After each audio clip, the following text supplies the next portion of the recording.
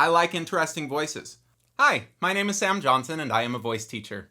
Today I will be reacting to and analyzing Sleep Token performing Euclid at the HEB Center Park in Cedar Park. Here everything is better. Not a sponsor, but you could be.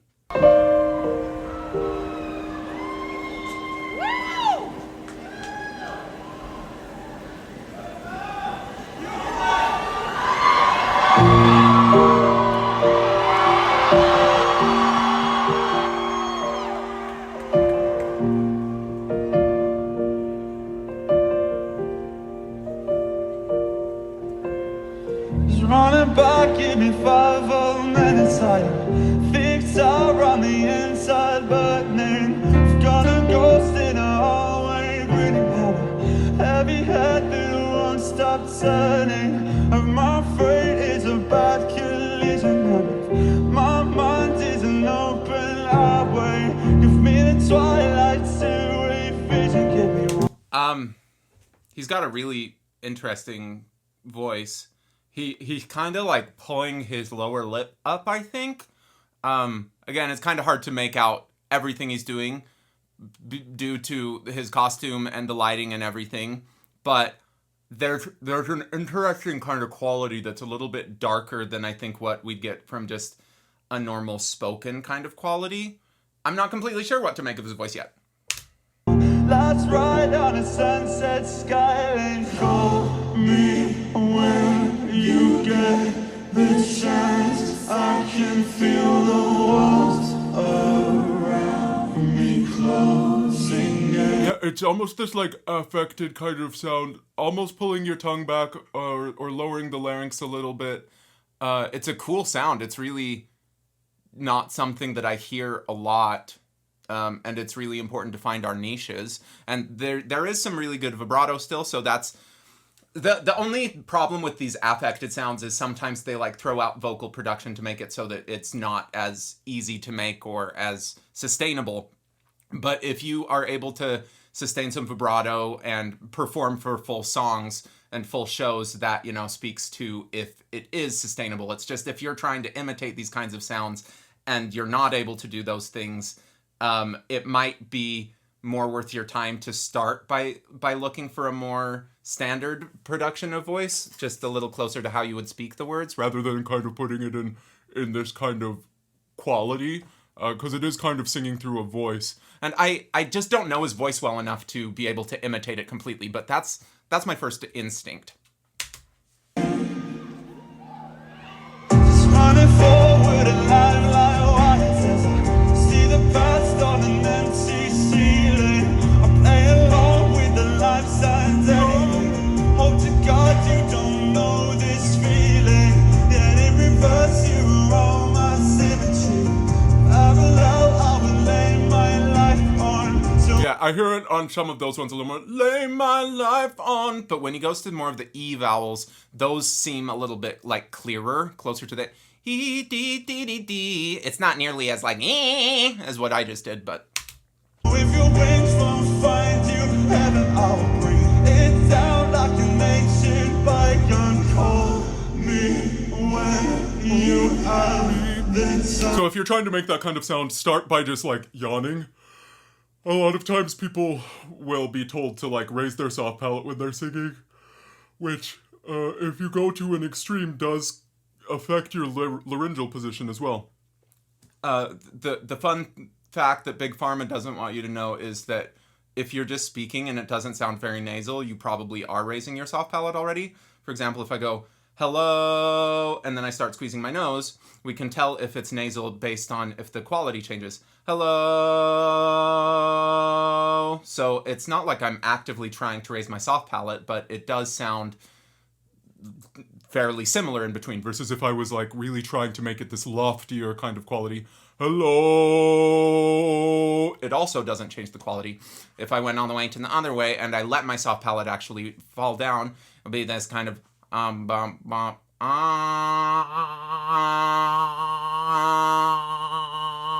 of quality. So he's playing along that spectrum and going Just a little bit towards the kind of raise the soft palate to the point that the larynx actually lowers. A lot of times when that happens, the tongue also retracts, which gives this kind of quality in the articulation, which, again, like, I'm not saying any of this is bad or good or anything. If you like this quality, it's really good. If you don't like this quality, it's fine to not like this quality.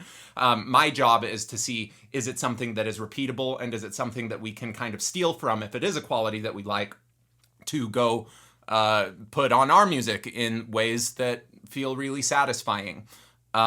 He has a lot of emotion, and like, it's interesting, all of the emotion coming from his arms and his body, and just like the bigger performance stuff, because we don't have the eyes to really do it. But this is a really great camera angle of it, because you can at least see his mouth emoting most of the time.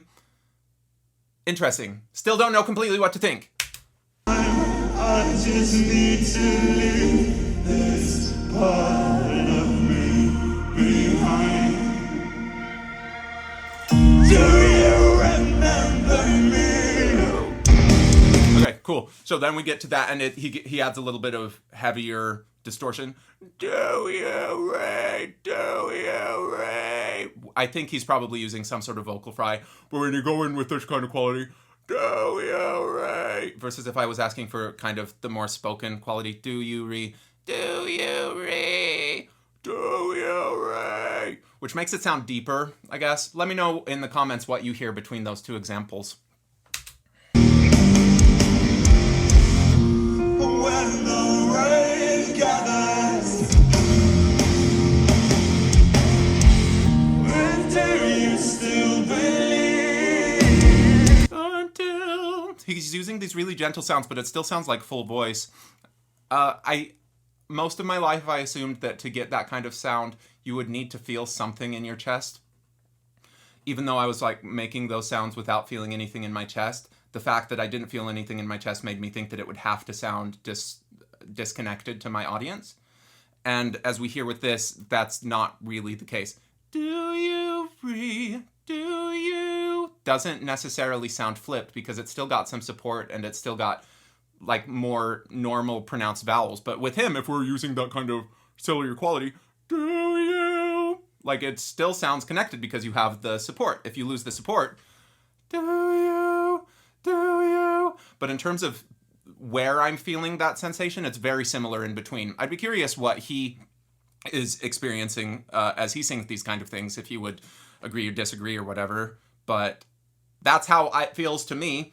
Versus if I was trying to put it in chest voice, it would have to do you read, which then it's like, okay, I feel it in chest voice, so I assume that people will feel it or will hear it as full voice. But can I make that small and quiet in the way that he's doing? Do you read? Do you read? It just starts feeling tighter versus do you read or do you read?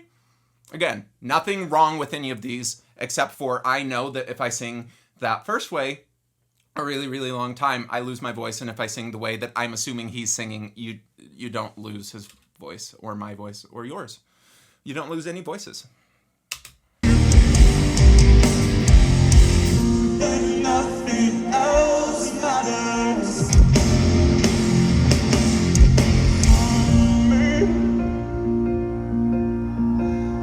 It's still the autumn leaves. He uses a little bit of a glottal on autumn. Again, it doesn't sound like autumn. It doesn't have that fullness or whatever. So I think that he is letting it move up into a sad voice a little bit. Using the glottal on encourages the vocal folds to come together so that you can keep that support, even though it's in a register that a lot of people associate with not having very much support. These ancient kind of things we used to lay beneath. What do you guys think about setting a rule whenever you go to a big concert that in order to let your ticket go in, like first they have to do the whole scan thing on your phone and you have to like call support because it's just not working and it's all totally broken. But then once they do that, you have another phone that you have to clap on beat with to prove that you can keep it on beat. Do you think that that's the kind of gatekeeping that we need in music? Let me know.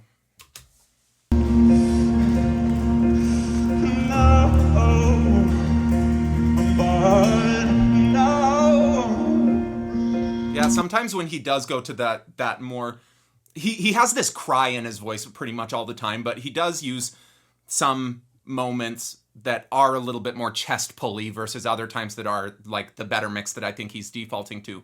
But because he has that kind of cry and this no Versus no, no, it is significantly quieter. The light belongs to you. This bow is broken through. yeah, bro, it's really that hootier kind of sound makes it easier to find this place for some people. I must be someone new.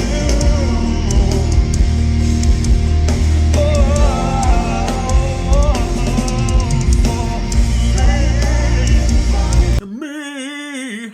There's a lot of that kind of tonguey thing. So if you like this quality, which I like to a degree, I probably wouldn't ever teach someone to Go like all the way to this kind of place place. unless that's just what their voice wants to do and it feels really good and it's how they want to express themselves.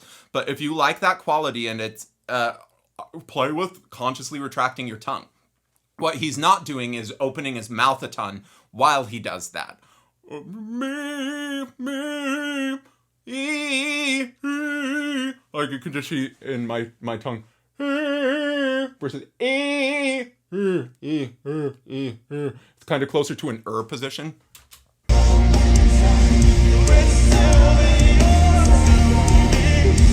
then he does have those moments that it turns brighter again.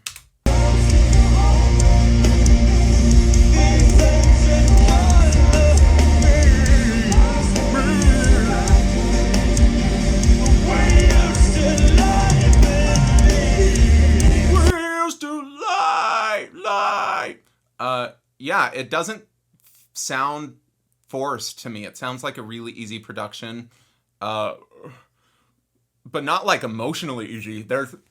I wonder if there's something to the idea of you're putting your mouth in these kind of positions, and we can't see his eyes, but I would assume that there's like some of this kind of stuff going on because there's just so much emotion.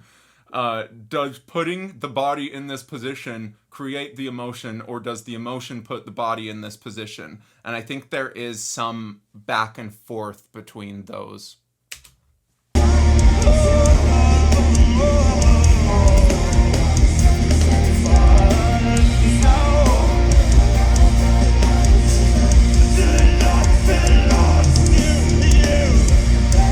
Just hard for me to understand the words when we kind of do that tonal quality. Again, not that that's a bad thing. I think there are a lot of singers that I really love who I can't understand the words of very much. For example, one Ariana Grande, when she says, "I know I should have farted, at least I'm being honest." At least that's what I'm hearing her say. But, that was a decade ago, back before she was Wicked.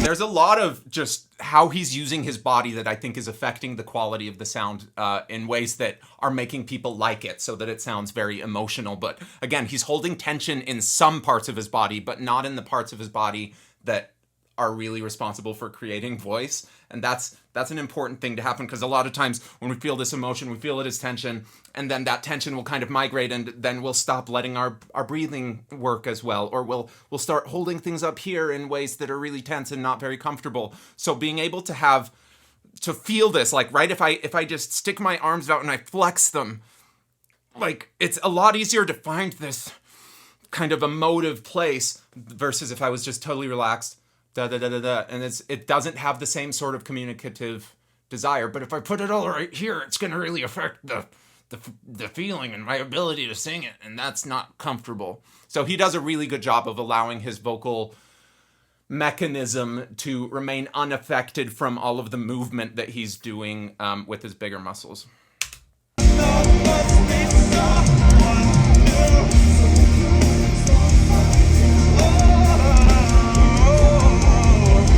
Yeah, and you can hear on some of the ones, I don't think there's going to be as much vibrato on the times where we do the laryngeal lowering and the tongue retracting thing. But with what he just did, that oh was a little bit more of the forward kind of approach, and I heard quite a bit more vibrato.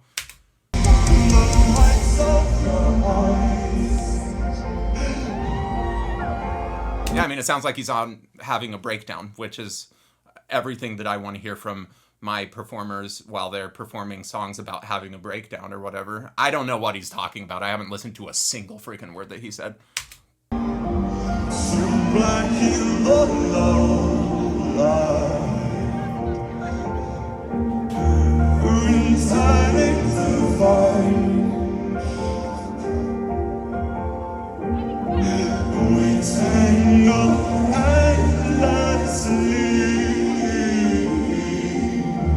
Yeah, I think there are a lot of moments that if someone was singing on their own, they might make a similar sound and then judge it as imperfect because their voice cracked, or because it shook in just a little bit of an interesting way, or because you could hear the sound of his breath. And I think those are all the things that people like about this, that it sounds like a person who's just going through some stuff right now.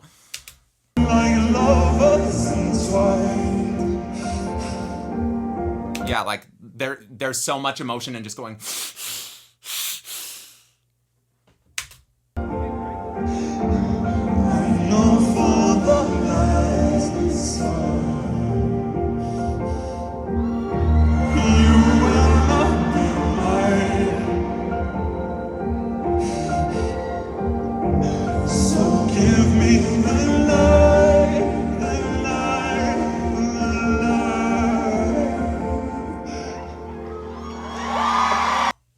You can't fake that reaction from a crowd. Yeah, I think that he is really, really skilled as a singer. He's making some sounds that, honestly, I don't teach as much.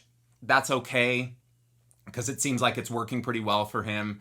And there is an element with any voice teacher where you're paying them partly for just their taste and what kind of sounds do they like. And if you like the sounds that they like, you'll probably end up making similar sounds to what they like. But I do think it's important, if you have a non-conventional voice like this, and it is something that's really important to you to preserve, whether it's because it's something that you really like or because your fan base likes it a lot, that you need to find a voice teacher who can allow you to do weird things. Weird, right? Weird is just relative to whatever their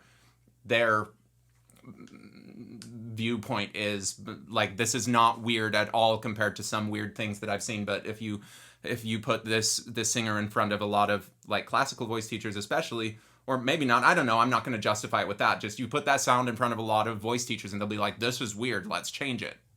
Rather than, this is weird, how can we let you keep being weird and do it as much as you want for as long as you can, and with a lot of different emotions, which is what he's doing very successfully. So the only real reason to change any of that kind of stuff is if he is unable to make it through concerts, or if he feels like he's losing his voice a lot. And if that's the case, give me a call, man. Maybe we can figure some stuff out. I don't want to change your voice because my friends like your voice a lot, and I want my friends to still like your voice a lot. I like your voice a lot too. It's just interesting. And, you know, I think,